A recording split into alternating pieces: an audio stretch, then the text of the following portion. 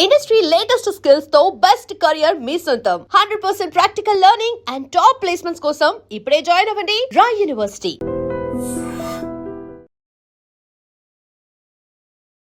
Welcome to I gym. ఈరోజు మనతో పాటు pre post natal yoga expert Niharika గారు ఉన్నారు, మాట్లాడదాం. హలో అండి, welcome to our show. Thank you అండి. ఓకే, రీసెంట్ టైమ్స్లో చూస్తూ ఉమెన్ చాలా సఫర్ అవుతున్నారు. ప్రెగ్నెన్సీ కోసం కన్సీవ్ అవ్వట్లేదు, రకరకాల హెల్త్ ఇష్యూస్ వస్తున్నాయి. సో వీటన్నిటికీ ఏం రీజన్స్ అయి ఉంటాయి అంటారు? ఇప్పుడున్న కంప్లీట్గా ఎన్విరాన్మెంటల్ ఇష్యూస్ అని చెప్తానండి. ఎందుకంటే వాళ్ళు సెడెంటరీ లైఫ్ స్టైల్లో ఉంటున్నారు. అంటే ఎక్కువసేపు కుర్చీలో కూర్చొని పనిచేయడాలు, అలాగని చెప్పేసి మూమెంట్ తగ్గిపోతుంది అది. సో బ్లడ్ సర్క్యులేషన్ అనేది తగ్గుతుంది. దీనికి తోడు ప్రెసెంట్ డే ఉన్న వర్క్ సిచ్యువేషన్స్ పరంగా చూసుకోండి, ఎక్కువ స్ట్రెస్ బిల్డ్ అయిపోతూ ఉన్నది. దానివల్ల ఏంటంటే హార్మోన్స్ అనేది ఇంబ్యాలెన్స్ అవుతూ ఉంటుంది. అది డెఫినెట్గా ఉమెన్కి అయితే ఇమీడియట్గా వాళ్ళకి రిప్రొడక్టివ్ ఇష్యూ మీదే వస్తుంది. అంటే పీరియడ్స్ లేట్ అవ్వడం, డిలే అవ్వడం, ఎక్సెసివ్గా బ్లడ్ ఫ్లో అవ్వడం, ఇది మెయిన్ రీజన్ అనేది చెప్పుకుంటాం. ఇంకోటి మనం ఇప్పుడు ఇంతకు ముందు లేనిది ఇప్పుడు మిస్ అవుతుంది ఏంటంటే మనిషితో మాట్లాడడం అనేది మిస్ అయిపోతున్నాం. ఏదైనా జస్ట్ వాట్సాప్ మెసేజెస్లోనే అవుతుంది తప్ప మనిషి అనేది కంప్లీట్ కనెక్షన్ పోతుంది. సో దీనివల్ల ఏంటి అని అంటే లోన్లీనెస్ అనేది చాలా ఎక్కువ మంది తెలియకుండా చుట్టుపక్కల ఎంతమంది ఉన్నా సరే లోన్లీనెస్ అనేది ఫీల్ అవుతున్నారు. సో దీనివల్ల కంప్లీట్గా అనేది బాడీ అనేది మారిపోతుంది. ఓకే, హెల్తీ ప్రెగ్నెన్సీ కావాలనుకునే వాళ్ళు ఒక కపుల్ అసలు ఎలా ప్లాన్ చేసుకోవాలంటారు? బేసిక్గా ప్రెగ్నెన్సీ అనేది సడన్గా జరగకూడదండి. దీన్నే మనం ఏమంటే బీజ సంస్కారం అంటారు. అంటే గర్భోపనిషత్తులో ప్రకారం బీజ సంస్కారం అంటే ఒక 90 days ముందు నుంచే కపుల్ ఇద్దరును అంటే men reproductive system, women reproductive system రెండు కూడా క్లియర్గా ఉండాలి. అంటే ఎప్పటి నుంచో ఉన్న పేరుకుపోయే చెత్త అది టాక్సిన్స్ అని అంటమాట. సో దీనివల్ల ఏమవుతుంది అని అంటే మగవాళ్ళ నుంచి వచ్చే స్పర్మ్ క్వాలిటీ అనేది మంచి క్వాలిటీ అనేది ఉండదు. సో దీనికి తీసుకున్న మగవాళ్ళు తీసుకోవాల్సిన ప్రికాషన్స్ ఏంటి అని అంటే ఆల్కహాల్ స్మోకింగ్ అట్లీస్ట్ 90 days నుంచి కంప్లీట్గా అవాయిడ్ చేయడము. నెక్స్ట్ వాళ్ళు కొద్దిగా మూవ్మెంట్ అంటే ఎక్సర్సైజెస్ చేయడం కానీ, హెల్దీ ఫుడ్ తినడం అంటే సాత్విక ఆహారం అన్నమాట. మెన్నేనండి. ఎందుకంటే వీళ్ళిద్దరికి కలిపే క్రోమోజోన్ వల్లే డిఎన్ఏ ఫామ్ అవుతుంది కాబట్టి. సో మెన్ కూడాను, ఉమెన్ కూడాను ఓకే, వాళ్ళ రిప్రొడక్టివ్ సిస్టమ్, వాళ్ళ స్పర్మ్ క్వాలిటీ బాగుండాలి. మంచిది క్రోమోజోన్సే మనం ఇస్తున్నాము అంటే ఏమాత్రమైనా చెడు క్రోమోజోన్ మనం ఇచ్చాము అనుకోండి, దాన్ని బర్త్ డిఫెక్ట్స్లో ఫామ్ అవుతుంది. అదే ఉమెన్ అనుకోండి, ఫస్ట్గా వాళ్ళు కంప్లీట్ గర్భం అనేది ఓకే వూమ్ విత్ సరౌండింగ్స్, ఆ ఎన్విరాన్మెంట్ అనేది ముందుగానే క్లీన్ చేసుకోవాలి. అంటే ఏమైనా ఇంతకుముందు ప్రాబ్లమ్స్ ఉన్నా సరే అది క్లీన్ చేసుకోవాలి. ఎట్ ద సేమ్ టైం వాళ్ళ ఎగ్ క్వాలిటీ కూడా మంచిగా, అంటే స్పర్మ్ వచ్చిన వెంటనే తను తీసుకొని అది గర్భంలాగా అంటే మోస్ట్ ఆఫ్ టైమ్స్ మనకి ఏమవుతుంది అంటే హార్ట్ బీట్ లెక్కంటూ ఉండడం బేబీకి, ఇవి ఎక్కువ వింటూ ఉంటాం.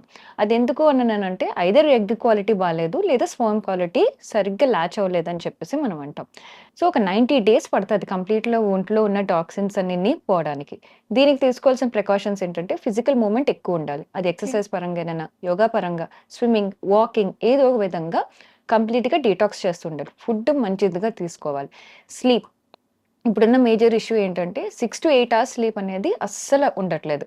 సో దీనివల్ల కంప్లీట్గా బాడీ రీకవరీ అనేది అస్సలు జరగట్లేదు. అంటే ఒక ఇంజురీ అయిందంటే ఇంజురీ మీద అది బయటికైతే మనకు కనిపించదు, కానీ లోపలైతే ఇంటర్నల్గా ఒక ప్రాబ్లం మీద ఒకటి అలా కంప్లీట్గా క్రియేట్ అవుతుంది. సో ఈ బీజ సంస్కార, గర్భధారణ సంస్కార బేసిక్గా ఇవి ఎక్కువ చేస్తూ ఉన్నాం అనుకోండి, అవి ఆయుర్వేదిక్ థింగ్స్ మాట. అట్ ద సేమ్ టైం ఇది వేదిక్ ఉపనిషత్తులో మనకు ఆల్రెడీ చెప్పింది. కంప్లీట్గా బాడీ అనేది క్లియర్ అవుతుంది. సో సింపుల్గా చెప్పాలి, ఇప్పుడున్న అందరికీ అర్థం కావాలని అంటే మీరు ఒక సాఫ్ట్వేర్ క్రియేట్ చేస్తున్నారు ఇద్దరు కలిపి. ఏ సాఫ్ట్వేర్, ఆ సాఫ్ట్వేర్ వైరస్ లేకుండా ఉన్నది అంటే హార్డ్వేర్ చాలా బాగుంటుంది. అదే బేబీ మాట.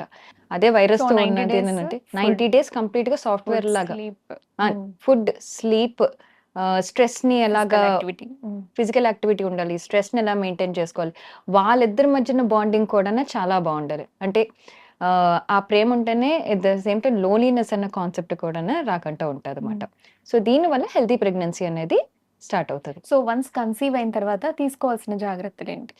వన్స్ కన్సీవ్ అని అంటే ఇక్కడ కూడా ఈ 90 daysలో ఒక్కసారి మన హెల్తీ ప్రెగ్నెన్సీ అని అనుకుంటాం, కానీ మనం అది టెస్ట్ పాజిటివ్ వచ్చేసరికి 8 weeks పడుతుంది. ఫస్ట్ 4 weeks మనకు తెలియదు అసలు ప్రెగ్నెంట్ అని చెప్పి.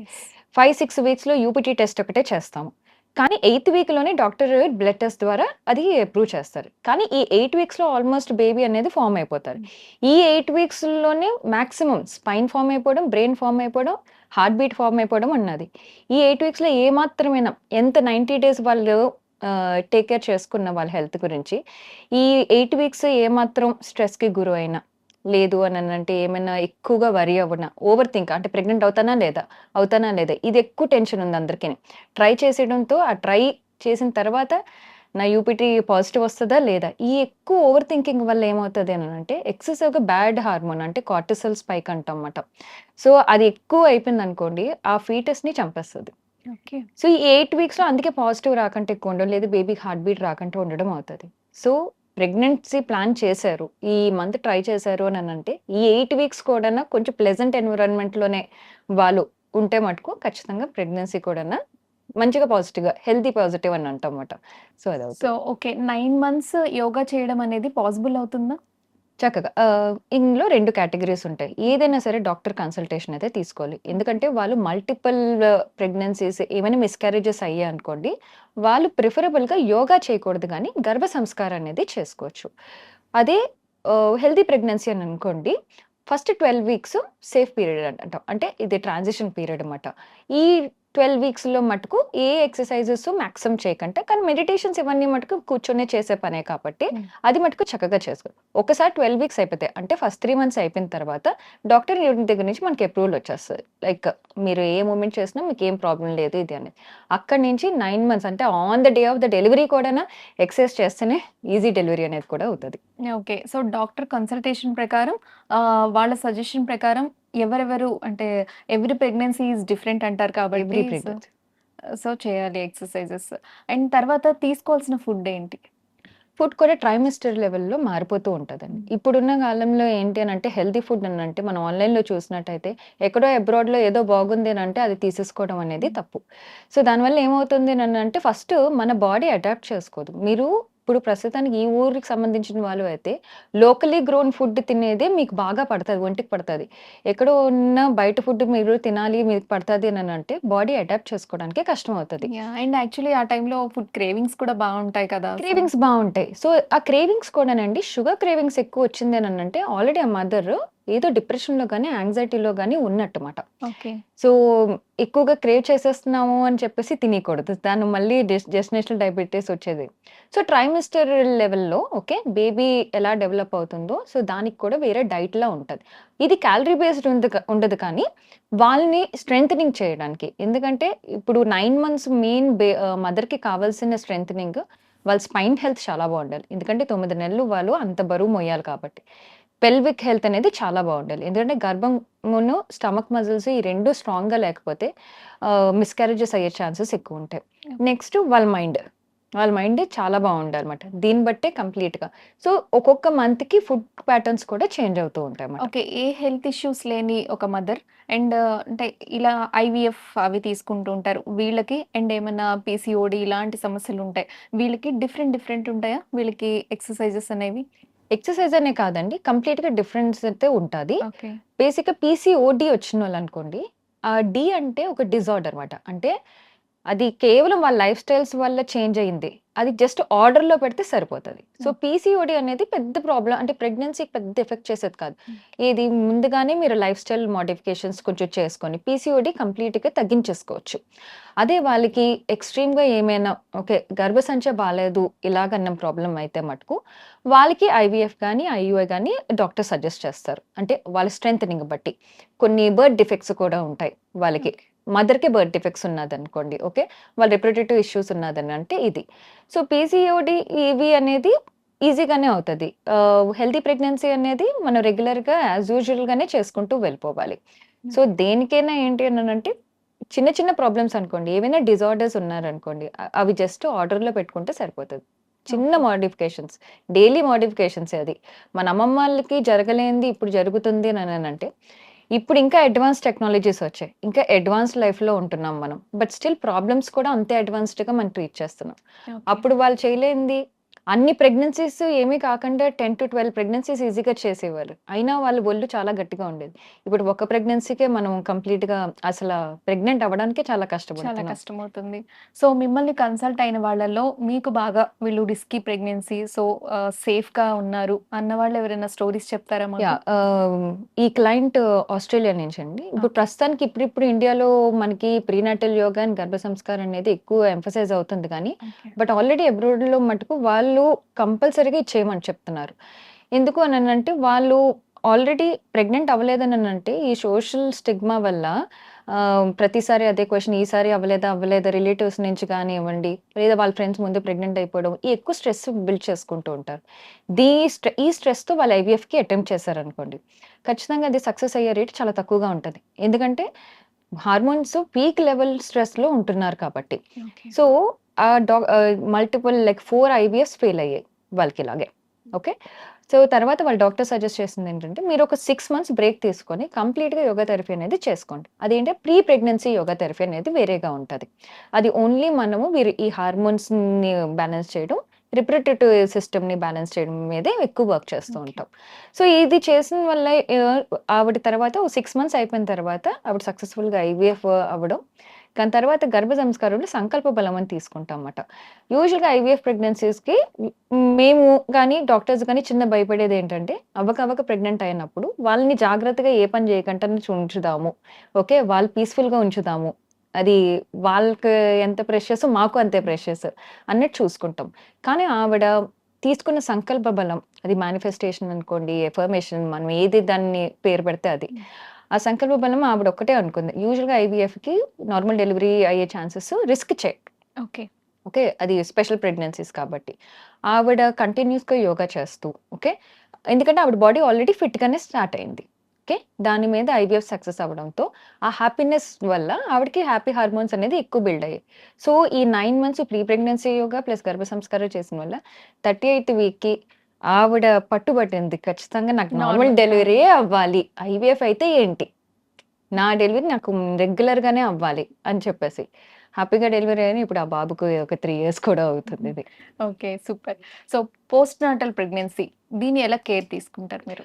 అందరూ 3 ట్రైమెస్టర్సే ఉన్నది అని చెప్పేసి అనుకుంటారు. యెస్. ఇది ఫస్ట్ 3 మంత్స్, నెక్స్ట్ 4, 5, 6 కానీ అసలైన trimester which nobody talks about ఏంటంటే 4థ్ ట్రైమెస్టర్. అంటే డెలివరీ అయిన తర్వాత first 3 months. First 12 weeks okay. చాలా ఇంపార్టెంట్. హ్మ్. ఎందుకంటే అన్ని మంత్స్ మనం మోసిన తర్వాత స్పైన్ హెల్త్, పెల్విక్ హెల్త్ చాలా వీక్ అయిపోతది. ఈ వీక్ అయిపోవడం వల్ల బోన్ వీక్‌నెస్, మజిల్ వీక్‌నెస్ ఎక్కువ ఉంటది. డెలివరీ అయిన వెంటనే ఆ 24 అవర్స్‌లో వాళ్ళకి ఏవైతే హార్మోనల్ చేంజెస్ అయ్యాయో అవి సడెన్‌గా పడిపోతాయన్నమాట. సో, ఈ వీక్‌నెస్ అవ్వడం, అదవ్వడం. తర్వాత 6 వీక్‌కి మన డాక్టర్ దగ్గర నుంచి ఒకసారి చెకప్ చేస్తే ఎవ్రీథింగ్ ఈస్ గుడ్ అని చెప్తారు. కానీ అయినా సరే మదర్ ఏంటంటే నిద్ర సరిపోదు. సరైన ఫుడ్ ఉండదు. ఫుడ్ ఎందుకు ఉండదు అనంటే అది పచ్చిమ పీరియడ్ అని చెప్పేసి అంటాం. యెస్. ఎందుకంటే ఈ 9 మంత్స్ ఉన్న కాంప్లికేషన్స్ అంతాను తిరిగి నార్మల్‌గా అవ్వాలి కాబట్టి పచ్చిమ ఫుడ్డే ప్రిస్క్రైబ్ చేస్తాం. అంటే ఓకే. స్పైసీ ఫుడ్ ఇవేవి తినకూడదన్నమాట. సో, ఈ స్టమక్ మళ్ళీ తిరిగి నార్మల్ పొజిషన్‌లోకి వెళ్ళాలన్నా, మళ్ళీ తిరిగి స్పైన్ నార్మల్‌గా వెళ్ళాలన్నా దగ్గరగా 1-2 ఇయర్స్ పడతది. కానీ మనం ఏమనుకుంటాం డెలివరీ అయిపోయిన వెంటనే ఎవ్రీథింగ్ ఈజ్ ఓవర్ అని అనుకుంటాం. ఇంకా పుట్టిన తర్వాత కూడాను అందరూ బేబీ పాలు తాగుతున్నారా? పడుకుంటున్నారా? వీళ్ళ గురించి ఎక్కువ అడుగుతూ ఉంటారు. మదర్ గురించి గురించి ఎక్కువగా అడగరు. పట్టించుకోరు. వాళ్ళేమనుకుంటే ఒక్కసారి డెలివరీ అయిపోయిందంటే మదర్ జాబ్ అయిపోయిందేమో అన్న ఫీలింగ్‌తో వీళ్ళు ఇదే టైంలో డిప్రెషన్‌కి ఎక్కువ గురయ్యే ఛాన్సెస్ ఉంది. ఎందుకంటే ఎంతసేపు వాళ్ళ బేబీ గురించే ఆలోచిస్తూ ఉంటారు. నెక్స్ట్ టైమ్ వచ్చి నిద్ర సరిగ్గా ఉండదు వాళ్ళకి. బాడీ సరిగ్గా లేదు.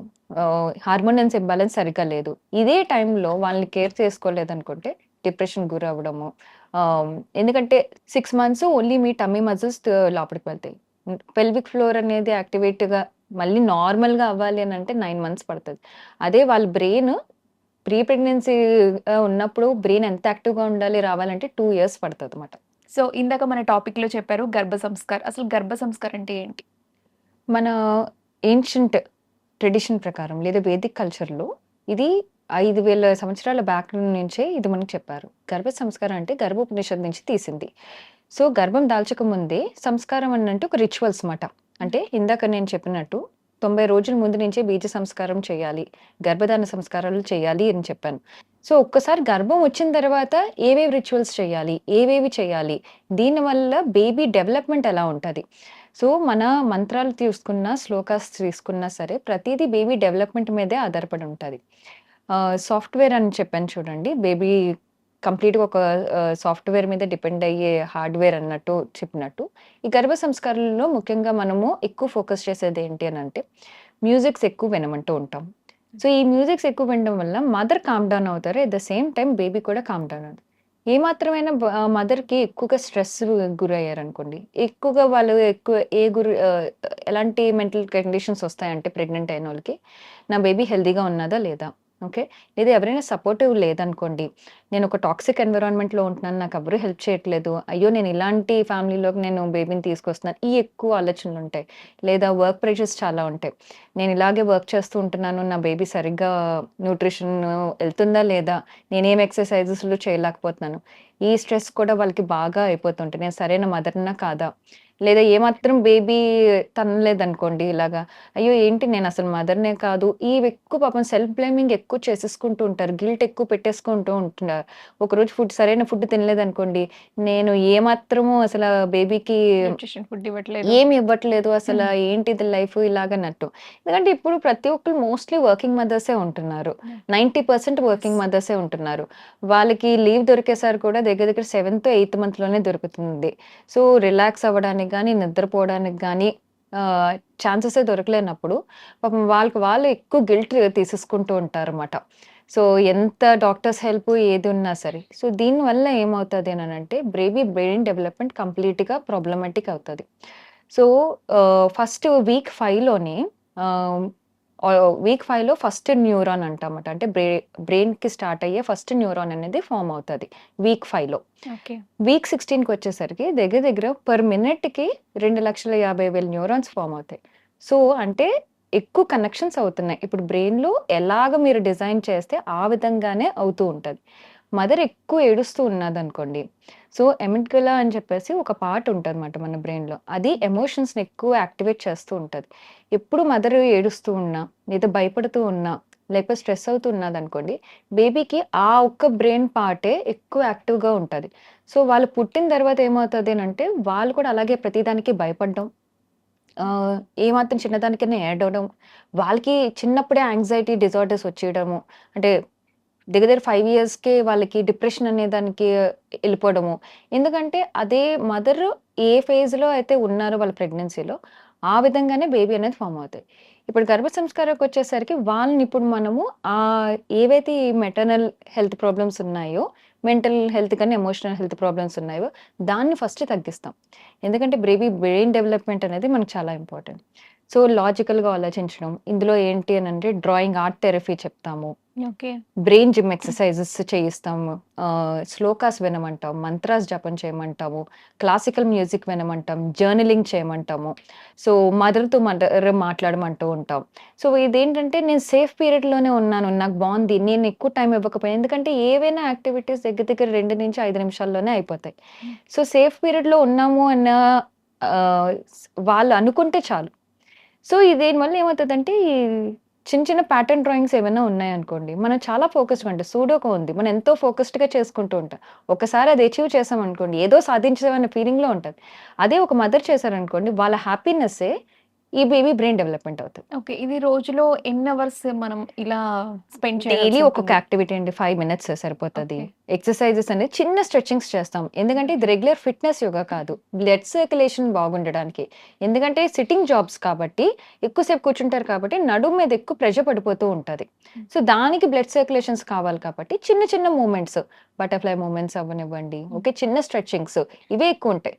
సో, ఎక్సెసివ్‌గా అనేది యూజువల్లీ మూవ్‌మెంట్స్‌లో యాహ్! మిమ్మల్ని రాదన్నమాట. ఇదే అడుగుదామనుకుంటున్నాను. హ్మ్. అంటే ఏ హెల్త్ ఇష్యూ లేని ఒక ఆ! మదర్, సో, వర్కింగ్ కూడా కాదు అండ్ ఏ ఫిజికల్ యాక్టివిటీ చేయకపోతే ఆ బేబీ అనేది ఎలా అవుతుంది అని చెప్పి. అంటే యూజువల్‌గా మనం ఈ మధ్య కాలంలో చేసే తప్పేంటంటే సిట్టింగ్ పోస్చరే చాలా తప్పుగా చేస్తున్నాం. ఇలాగా నడుముని ఇలాగ వంచేస్తున్నాం అన్నమాట. సో, ఏదైనా కింద నుంచి తీసుకోవడానికి కూడా ఇలా నడుము వంచేస్తున్నాం అని అంటే పొట్ట మీద మీకు ప్రెషర్ ఎలా పడిపోతూ ఉంటుంది. అదే స్పైన్ ఎప్పుడు మాక్సిమం స్ట్రైట్‌గా ఉంచేలాగా చూసుకోవాలి. పోస్చర్‌నే మార్చేస్తున్నాం బేసిక్‌గా. సో, ఏదైనా కిందకి వంగి తీసుకున్నప్పుడు ఓకే. వీలైనంత వరకు స్క్వాటింగ్ పొజిషన్స్ చెప్తూ ఉంటాం. స్క్వాటింగ్ పొజిషన్స్‌లోనే తీసుకోండి. ఇది ఎవరికైనా ప్రెగ్నెంట్ వాళ్ళకే కాదు. సడెన్‌గా డిస్క్ బల్జ్ అయినప్పుడు నడుము ఇలా వంచి చేస్తున్నప్పుడే ప్రాబ్లమ్స్ అనేది వస్తది. అంటే సో బేబీ యాక్టివ్‌గా లేకపోవడం అలాంటివి ఏమైనా ఉంటాయా? ఫిజికల్ యాక్టివిటీ చేయకుండా ఉన్న మదర్? ఖచ్చితంగా అండి. ఎందుకంటే బేబీ మీ మదర్ ఎంత యాక్టివ్‌గా ఉంటే బ్లడ్ సర్క్యులేషన్ అంత బావుంటది. బ్లడ్ సర్క్యులేషన్ ఎంత బాగుంటే అదే మీరు ప్లెసెంటా ద్వారా బేబీకి ఇన్ఫర్మేషన్‌లా వెళ్తదనమాట. ఆ బ్లడ్డే వెళ్తూ ఉంటది. సో, ఇప్పుడు చూడండి ఇప్పుడు మంచి యాక్టివిటీ ఏదో చేసాం మనం. ఓకే. జిమ్‌కెళ్ళినోళ్ళు చూసుకోండి. వాళ్ళు ఎంత పెయిన్‌తో ఉన్నా సరే ఈరోజు జిమ్‌కెళ్ళాము అన్న ఫీలింగ్ ఎంత హ్యాపీనెస్ వస్తది వాళ్ళకి. ఈరోజు ఏ వర్కౌట్ చేయలేదు అనంటే మళ్ళీ అదొక సాడ్ హార్మోన్. సో, మదరు ఒక హ్యాపీనెస్ హార్మోన్ వెళ్ళిందంటే ఆ హార్మోనే వాళ్ళకి వెళ్తది. సో, దాన్ని బట్టి బేబీకి కూడా యాక్టివిటీ అనేది బ్లడ్ సర్క్యులేషన్ అనేది ఉంటది. సో, మజిల్‌కున్న బెస్ట్ థింగ్ ఏంటి అనంటే స్ట్రెచ్ చేశారనుకోండి, అది ఎవరికైనా సరే ప్రెగ్నెంట్ అనే వాళ్ళకి కాకుండా స్ట్రెచ్ చేసిన వెంటనే యాంటీ డిప్రెసెంట్ అనే మాలిక్యూల్ రిలీజ్ అవుతదనమాట. బేసిక్‌గా మనం ఏ స్ట్రెచింగ్స్ చేయట్లేదు కాబట్టి డిప్రెషన్స్ ఎక్కువైపోతున్నాయి. ఒకే పోస్చర్‌లో కూర్చొని చిన్న స్ట్రెచెస్ కూడా చేయకపోతే ఖచ్చితంగా డిప్రెస్ ఎవరైనా అవుతారు. అది ప్రెగ్నెంట్ ఉమెనే కాదు. ఓకే. సో, అది ఖచ్చితంగా బేబీకి ఇంపాక్ట్ సో, ఉంటది. ప్రెగ్నెన్సీ యోగాలో మనకి ఎక్సర్‌సైజ్ అనేది ఎంత ప్రభావం చూపిస్తుంది? అండ్ వేరే అదర్ యాక్టివిటీస్ అనేది ఎంత ప్రభావం చూపిస్తుంది? ప్రెగ్నెన్సీ 12థ్ వీక్ నుంచి స్టార్ట్ చేస్తాం కదండీ. ఫస్ట్ స్ట్రెచింగ్స్‌కి వెళ్తాము. తర్వాత స్పైన్ స్ట్రెంథెనింగ్ చేసుకుంటాము. ఎందుకంటే 9 మంత్స్ మోయాలి కాబట్టి ఎంటైర్ బ్యాక్ అనేది స్ట్రెంథెనింగ్‌గా ఉండాలి. తర్వాత స్టమక్ మజిల్స్ మీద వర్క్ చేస్తాం. తర్వాత డెలివరీకి ప్రిపరేషన్ లాస్ట్ ట్రైమెస్టర్ అంటానా పెల్విక్ ఓపెనింగ్ అవ్వనివ్వండి, డెలివరీ ప్రిపరేషన్ అంటే యూజువల్‌గా ఇప్పుడు జరుగుతుంది కాదు. కుర్చీలో కూర్చునిపోయి కాళ్ళు దగ్గర కావడంతో పెల్విక్ డైలేషన్ అనేది గాని, పెల్విక్ ఓపెనింగ్ అనేది జరగట్లేదు. అందుకే ఎక్కువగా వాళ్ళు ఇంకా నార్మల్ డెలివరీ కూడా ట్రై చేయకుండా అయిపోతున్నారు. అదే ఎక్కువగా ఈ ఎక్సర్‌సైజెస్ చేయడం వల్ల ఏంటనంటే హిప్ ఓపెనింగ్ అనేది, పెల్విక్ ఓపెనింగ్ వెంటనే కాంట్రాక్షన్స్ వచ్చినప్పుడు, పెయిన్స్ వచ్చినప్పుడు నార్మల్ డెలివరీ అయ్యే ఛాన్సెస్ 90% ఉంటాయన్నమాట. Okay. So, baby brain development గురించి చెప్తారా? యాహ్! సో, బ్రెయిన్ డెవలప్‌మెంట్ మదర్‌దే కంప్లీట్‌గా మదర్ ఆ రోజు ఎలా ఉన్నారో దాన్ని బట్టే వాళ్ళ బ్రెయిన్ ఆలోచనను డెవలప్‌మెంట్ బట్టే అని ఉంటుంది. అంతే.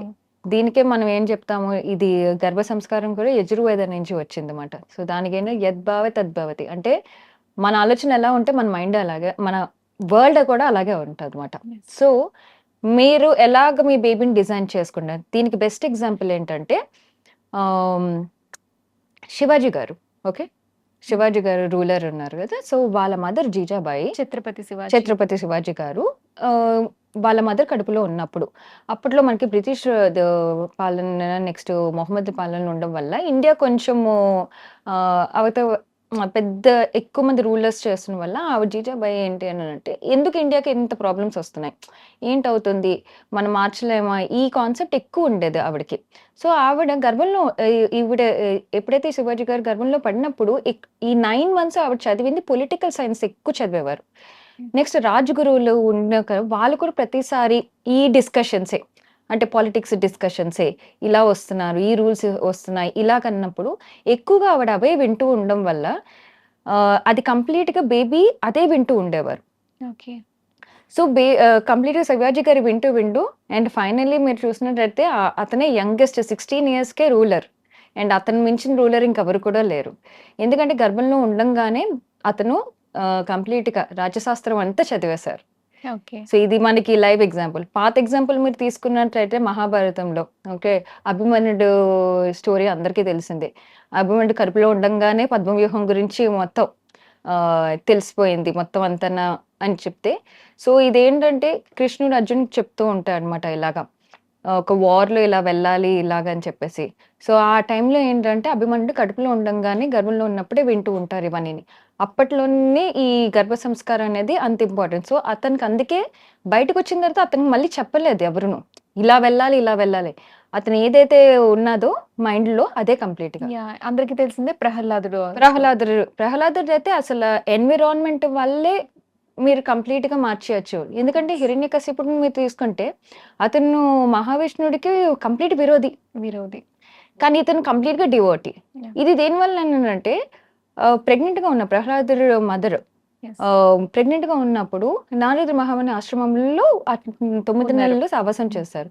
సో, ఎన్విరాన్మెంట్ బాగుండడం వల్ల బేబీ పిండం కూడా కంప్లీట్‌గా అలాగే మారుతదనంటే ఎప్పుడు క్లీన్‌గా సాత్విక ఆహారంతో ఉంటూ పీస్‌ఫుల్‌గా ఏ భయాలు లేకుండా, ఏ గోల లేకుండా ఉన్న ఆశ్రమంలో ఉండేవారు. ఎప్పుడూ శ్రీ మహావిష్ణువు గురించి స్టోరీస్ వింటూ ఉండేవారు. సో, కంప్లీట్‌గా బ్రెయిన్ చూడండి కంప్లీట్‌గా దాని మీదకే మారిపోయింది. ఓకే. సో, ఎన్విరాన్మెంట్ వల్ల కూడాన కంప్లీట్‌గా బేబీ అనేది డిజైన్ చేసుకోవచ్చు. ఓకే. మీరిప్పుడు సాత్వికాహారం అన్నారు కదా! దీనిలో డిఫరెన్సెస్ ఉంటాయా? అంటే సాత్వికాహారానికి నాన్ వెజ్ తినేవాళ్ళు ఉంటారు. Veg, non veg. సో, వీటి సాత్విక వల్ల బేబీకి పుట్టడానికి లేదా వాళ్ళ బ్రెయిన్ డెవలప్‌మెంట్‌కి డిఫరెన్సెస్ ఉంటాయా? నాన్ వెజ్ తినేవాళ్ళు తినొచ్చండి. ఏదైనా సరే అది ఏమవుతదంటే ఎక్కువ కారాలు, ఎక్కువ మసాలాలు ఈ తినడం వల్ల ఏంటంటే మామూలుగానే మదర్‌కి ఇప్పుడు అసిడిటీ ఇష్యూస్ ఏమైనా ఉన్నాయనుకోండి, లేదా కాన్‌స్టిపేషన్ ప్రాబ్లమ్స్ ఉన్నాయనుకోండి, దాన్ని అధికంగా చేస్తాయి. ఓకే. ఏమైనా బయట ఫుడ్, జంక్ ఫుడ్డే కూడా తీసుకోండి. వెజిటేరియన్‌లో కూడా జంక్ ఫుడ్ మీరు ఎక్కువ తీసుకున్నట్టయితే, ఆయిల్ ఎక్కువ ఉన్న ఫుడ్ తినే వల్ల అయితే ఎక్కువగా ఇదేంటంటే మనకి చిరాకుగా ఉంటది ఆ ఫుడ్ అరిగే వరకు. అది ఇంపాక్ట్ చేస్తది బేబీని. ఓకే. సో, అందులో ఉండే న్యూట్రిషన్ లేదు. సో, ప్రోటీన్ ఫుడ్‌లో తీసుకుంటే చక్కగా నాన్ వెజ్ తినొచ్చు. దానికేమీ లేదు. సాత్విక ఆహారం అనంటే మనకేమి ఇబ్బంది పెట్టకుండా ఉండే ఆహారం. ఓకే. అంతే. డైజెషన్‌కి గాని, లేకపోతే మన మూడ్ స్వింగ్స్ ఏమైనా కారం తింటూ ఉండండి. ఒక గంట వరకు మనకు అదే బాబోయ్! అన్నట్టు ఉంటూ ఉంటాం. అదే సాత్వికంగా సింపుల్‌గా ఉండే కారం ఉంటే తిన్నామనుకోండి, ఈజీగా అరిగిపోతది. ఓకే. మనల్ని ఏమి ఇబ్బంది పెట్టకుండా హ్మ్. ఉన్న ఫుడ్డే అది. సో, ప్రతి ఒక్క అమ్మాయి ప్రతి ఒక్క మదర్ భయపడే విషయం ఏంటి అంటే నార్మల్ డెలివరీ అవ్వాలని ఉంటుంది. బట్ ఆ పెయిన్స్ కోసం ఆ లేబర్ పెయిన్ అనేది వాళ్ళని భయపెట్టే విషయం. సో, దీని గురించి చెప్తారా? బేసిక్‌గా ఈ ఫియర్ అనేది ప్రతి మదర్‌కి ఉంటది. అది ప్రీవియస్‌గా వాళ్ళు చెప్పే స్టోరీస్ బట్టి వాళ్ళు అదే అనుకుంటారు. లేకపోతే ఎందుకంటే అమ్మో! అది చాలా భయంకరమైన పెయిన్ ఇలాగని చెప్పేసి. కానీ ఇదేంటి అనంటే మేబీ దాని మీద అవగాహన లేకపోవడం వల్ల ఇలాగా అయ్యుంటది. ఎందుకంటే దీనికే క్లినికల్లీ అప్రూవ్డ్ బ్రీతింగ్ ఒకటున్నది.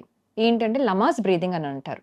ఇప్పుడు ప్రస్తుతానికి ఎవ్రీబడీ ఈస్ డూయింగ్. ఇది ఒక 4 స్టేజెస్‌లో ఉంటదన్నమాట. అంటే కాంట్రాక్షన్ స్టార్ట్ అయిన ఎర్లీ లేబర్ ఫేజ్‌లో ఒక కైండ్ ఆఫ్ బ్రీతింగ్ ఉంటది. తర్వాత యాక్టివ్ లేబర్ ఫేజ్‌లో ఒకటుంటది. తర్వాత ట్రాన్సిషన్ పీరియడ్ అంటే ఇంకా బేబీ దిగుతున్నారు అనే టైంలో ఒక కైండ్ ఆఫ్ బ్రీతింగ్ ఉంటది. నెక్స్ట్ డెలివరీ ఇంకా పుష్ చేసేయడానికి ఇది.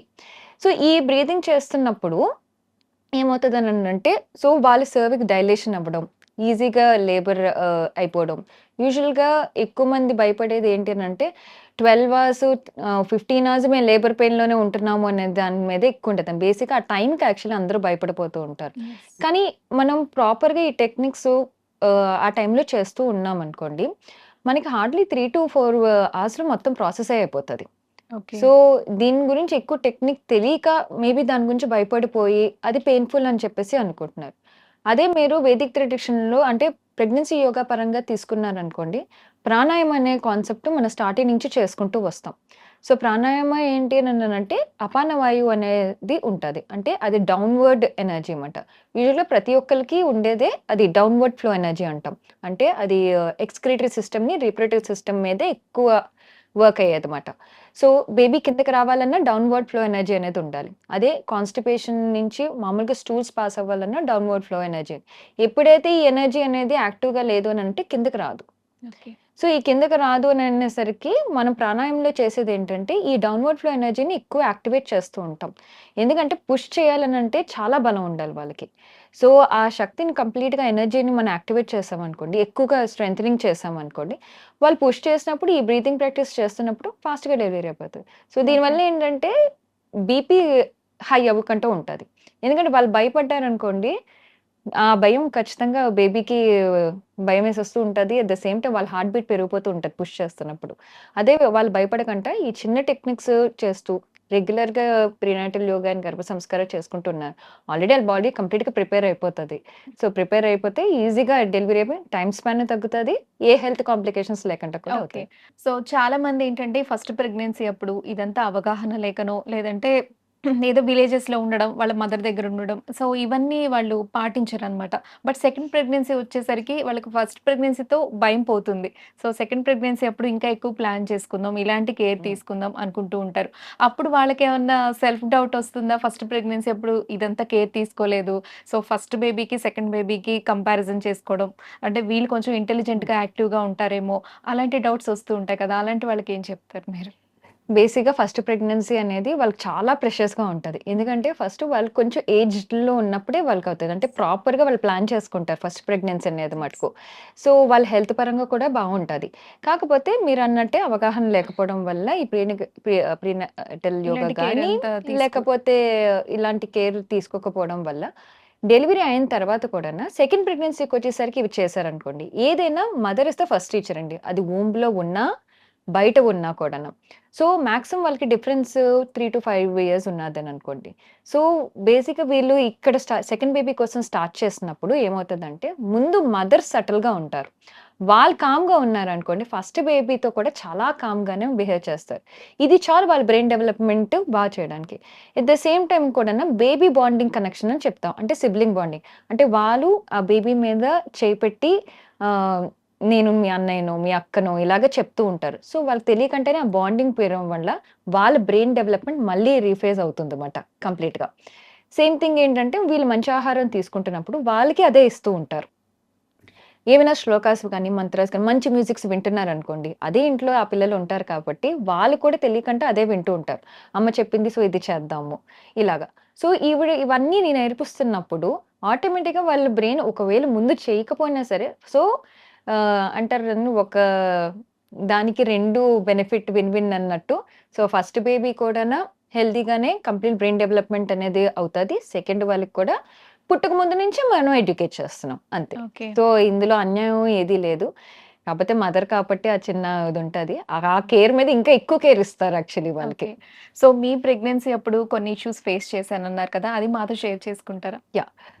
బేసికల్‌గా నాకు ఈ టైం నేను సాఫ్ట్‌వేర్ డిపార్ట్‌మెంట్ నుంచి వచ్చాను. ఓకే. కంప్లీట్‌గా సాఫ్ట్‌వేర్ జాబ్ చేస్తుండేదాన్ని. ఇలాగే స్ట్రెస్, టాస్క్‌లు కంప్లీట్ చేయాలి ఇవన్నీ ఉండేవి. సో, దానివల్ల ఈ మూవ్‌మెంట్ ఉండాలి, ప్రెగ్నెన్సీది ఇది ఉండాలి, ఇది ఎప్పుడు నాకు తెలీదు కూడాను. సో, ఏదో మంచి ఫుడ్ తింటున్నాం, వెళ్ళిపోతున్నాము అన్నట్టే ఉండేది. సో, ఒక్కసారి డెలివరీ అయిన తర్వాత ఆహ్, కంప్లీట్‌గా నా బాడీ వీక్ అయిపోయింది. అంటే నడవలేని పరిస్థితుల్లోకి వెళ్ళిపోయాను. హ్మ్. ఏదైనా సరే ఎవరొకరు హెల్ప్ ఉండాలి ఖచ్చితంగాన.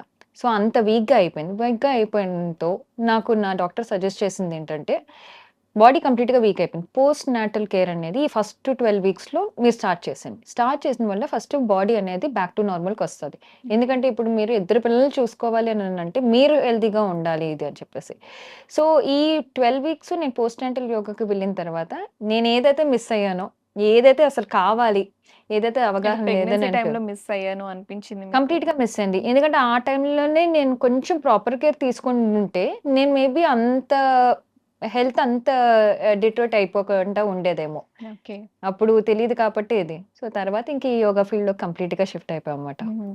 ఓకే. సో, ఇప్పుడు చూసుకుంటే చాలా మంది పిల్లల్లో హైపర్ యాక్టివ్‌గా లేదా ఆటిజం ఇలాంటి బేబీస్ పుడుతూ ఉన్నారు కదా! సో, వాళ్ళకి బయోలాజికల్‌గా అలా పుట్టడమా? లేదంటే ప్రెగ్నెన్సీ అప్పుడు వీళ్ళు సరిగ్గా కేర్ తీసుకోకపోవడం వల్ల ఇలా జరుగుతుందంటారా? బేసిక్‌గా పేరెంటింగ్ అనేది మనకి ఎలా ఆలోచిస్తామనంటే బిడ్డ పుట్టిన తర్వాత నుంచి పేరెంటింగ్ అనేది స్టార్ట్ అవుతది అని అనుకుంటాం.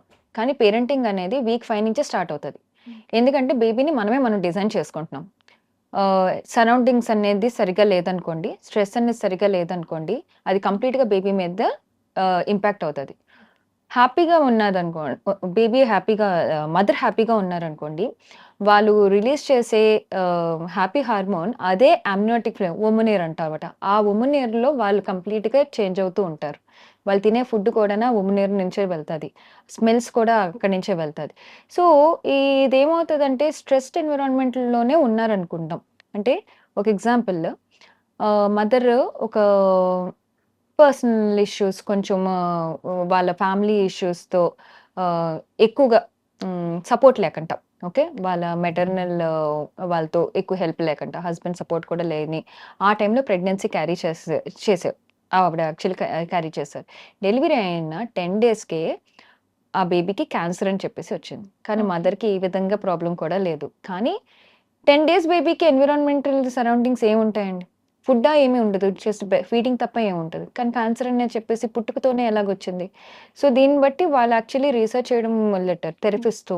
మదర్, ఫాదర్ ఇద్దరు హెల్తీయే. బట్ మదర్, బేబీకి ఫాదర్ మాత్రం ఇద్దరు హెల్తీయే. ఓకే. బేబీ 10 డేస్ బేబీకి క్యాన్సర్ అని చెప్పి క్యాన్సర్. డిటెక్ట్ అయ్యింది. ఓకే. సో, మనం యూజువల్ క్యాన్సర్ అంటే మన లైఫ్ స్టైల్ బాలేదు అని చెప్పేసి అంటాం. 10 డేస్ బేబీకి లైఫ్ స్టైల్ ఏముంటది? నిజంగా. యెస్. సో, దీన్ని థెరపిస్ట్, హీలర్స్, ఆంకాలజిస్టు తిరిగి ఎక్కడ రూట్ కాజ్ అనేది చూస్తే డ్యూరింగ్ ప్రెగ్నెన్సీలో ఆవిడ ఒక పర్సనల్ ఇష్యూ వల్ల చాలా ఇంపాక్ట్ అయిపోయింది. స్ట్రెస్ తీసుకున్నారు. అంటే డొమెస్టిక్ వైలెన్స్ వల్ల చాలా ఇంపాక్ట్ అయిపోయారు. హ్మ్. ఓకే. వర్బల్‌గానే.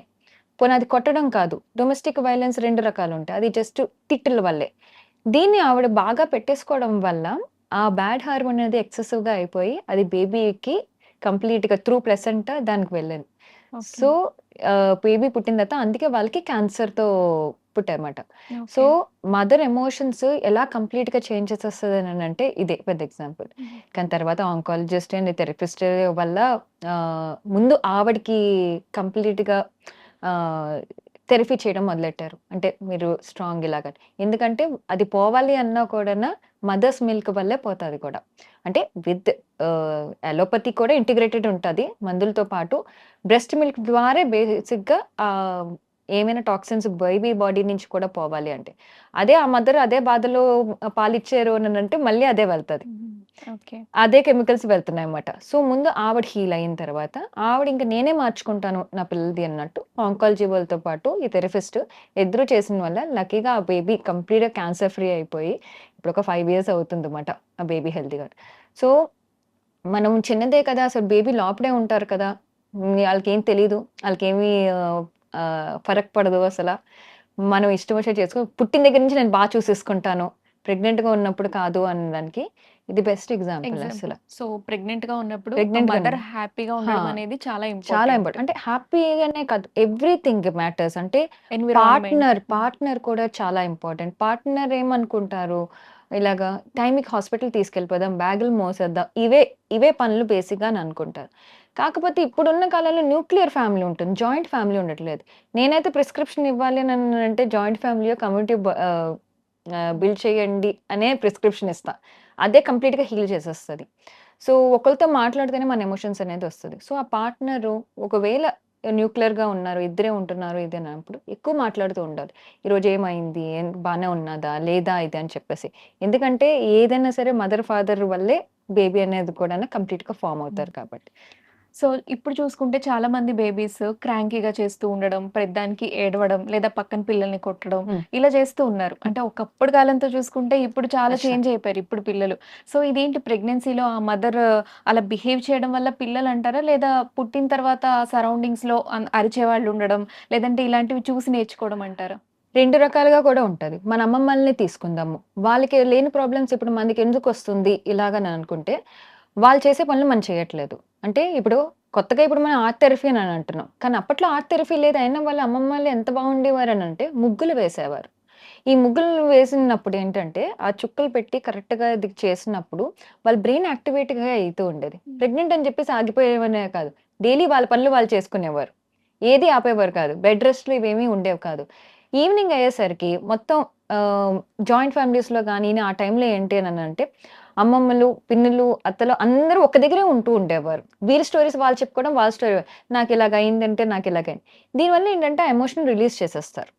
సో, ఈ రిలీజ్ అయిపోయిన వల్ల వాళ్ళకి నెక్స్ట్ డే ఏమొచ్చి కొత్తగానే ఉంటుంది. ఓకే. హ్యాపీగా అయిపోయింది కదా! నిన్నటిది వదిలేసాం గతం గతః అన్నట్టు ఉంది. ఇప్పుడు అది చెప్పుకునే వాళ్ళే లేరు. ఈ చెప్పుకోవడం లేకపోవడం వల్ల సరౌండింగ్స్ కూడా బాగోకపోవడం వల్ల ఆ మదర్ మేనిఫెస్ట్ చేయడం. ఫాదర్ కూడాన ఇది ఓన్లీ మదర్‌తోనే కాదు. ఫాదర్ కూడా కంటిన్యూయస్‌గా మాట్లాడుతూ ఉండాలి. మన గ్రేట్ తబలా ఆర్టిస్ట్ 'జాకీర్ హుసేన్' గారున్నారు. 'వాతా జాడ్‌లో' వచ్చేవారు. వాళ్ళ ఫాదర్, వాళ్ళ ఫాదర్ కూడాను తబలా ఆర్టిస్టే. కడుపులో ఉన్నప్పుడు కంటిన్యూయస్‌గా ఈ తబలా వాయిస్తూ ఉండేవారంట. అదే బేబీ అదే వింటూ ఉండేవారు. కానీ అక్కడ మదర్‌కేం తెలీదు. కానీ అలాగని చెప్పేసి వాళ్ళ ఫాదర్ చేస్తూ ఉన్నారు. ఆళ్ళ ఫాదర్ చెప్పడం, ఇవి నోట్స్ అని చెప్పడం, ఇది అని చెప్పడం. ఆళ్ళు చెప్పేసరికి ఇతను బయటపడిన తర్వాత 2 ఇయర్స్‌కే అతను తబలా వాయించడం మొదలెట్టారంట. సో, చూడండి ఇది ఓన్లీ మదర్ మీద పెట్టకూడదు. ఖచ్చితంగా ఇది పార్ట్నర్‌ది కూడా ఉంటది. ఎవరైనా సరే వాళ్ళతో మాట్లాడొచ్చు. బేబీ ఎవరి మాటైనా వింటారు. ఖచ్చితంగా వింటారు. సో, అది ఫాదర్ ఇన్వాల్వ్‌మెంట్ కూడా ఖచ్చితంగా ఉండాలి. ఏది లేకంటేనా లోన్లీ ప్రెగ్నెన్సీలో ఉన్న వాళ్ళకి మీరు చెప్పినట్టు ఆ హైపర్ యాక్టివ్‌నెస్, క్రాంకీగా ఉండడము. ఎందుకంటే బేబీ లిటరల్‌గా డిజైన్ అవ్వడమే అలాగా. అలాగని చెప్పేసి ఇంటెలిజెంట్ బేబీ అంటే ఐఏఎస్, ఐపీఎస్ అన్నట్టు కాదు. ఏదైనా పని సరిగ్గా చేయడం. అంటే అటెన్షనే లేకుండా ఉండడం, ఫోకస్ లేకుండా ఉండడం. ఇలాంటి బేబీస్ ఎందుకు క్రియేట్ అవుతారనంటే అది కేవలం మన సరౌండింగ్స్ ప్రెగ్నెన్సీ మనమే టైం. సరిగ్గా ఇవ్వట్లేదు. ఓకే. మళ్ళీ వాళ్ళని అంటున్నాము అంతే. సో, ప్రెగ్నెన్సీ టైంలో ఎలాంటి కేర్ తీసుకోవాలి? ఎలాంటి ఫుడ్ తీసుకోవాలి? అంటే బేబీ బ్రెయిన్ డెవలప్‌మెంట్ అవ్వాలంటే మదర్ ఏ విధంగా కేర్ తీసుకోవాలి అని చాలా చక్కగా ఎక్స్‌ప్లెయిన్ చేశారు. థ్యాంక్ యూ అండి. Thank you. And for more videos, Please subscribe to iDream channel. Subscribe to iDream Media. Please subscribe to iDream. Please subscribe to iDream. Please subscribe iDream. And please subscribe to iDream. For more videos, subscribe to iDream. please like, share and subscribe to the channel. Congratulations, iDream. Subscribe to iDream. Subscribe to iDream. So subscribe to iDream Media. iDream team అందరికి huge congratulations. Please subscribe iDream Media. Please subscribe to iDream. Subscribe iDream. Please subscribe to iDream. iDream అంటే నా కళల channel subscribe చేసుకున్న నోరు తిరుగుతలేదు, మీరైతే గంట గుర్తు కొట్టండి. For more such videos, please subscribe to iDream. Subscribe to iDream. Please subscribe to iDream. Please subscribe iDream Media. Please do subscribe to iDream. Please subscribe to iDream Media. For best entertainment and information, please subscribe iDream. And don't forget to subscribe to iDream.